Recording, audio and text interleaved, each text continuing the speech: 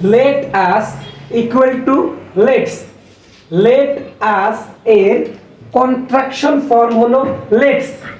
আমরা আমাদের দৈনন্দিন জীবনে এই let's ওয়ার্ডটি দিয়ে চাইলে অসংখ্য সেন্টেন্স তৈরি করতে পারি এবং আমাদের ইংরেজির দক্ষতা আরো বৃদ্ধি করতে পারি।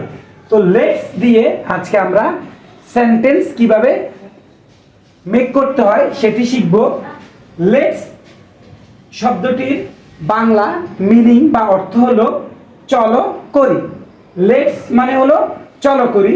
তো এখন আমরা let's দিয়ে কিভাবে সেন্টেন্স তৈরি করতে হয় এবং let's এর ব্যবহার শিখব। চলো খেলি, let's play।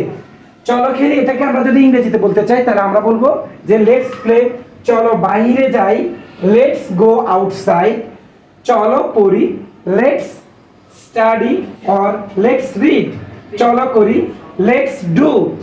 চলো গান গাই, let's sing a song।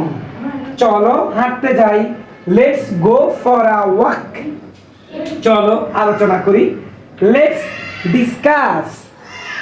চলো বিদ্যালয়ে যাই, let's go to school। চলো বাজারে যাই, let's go to the market। চলো তাকে সাহায্য করি, let's help him or her। পুরুষ বা ছেলে হলে বসবে him, মেয়ে অথবা মহিলা হলে বসবে her। চলো মাঠে যাই, let's go to the field। আশা করি বুঝতে পেরেছেন। let's দিয়ে আপনিও চাইলে একটি সেন্টেন্স লিখে আমাদের জানাতে পারেন। ধন্যবাদ।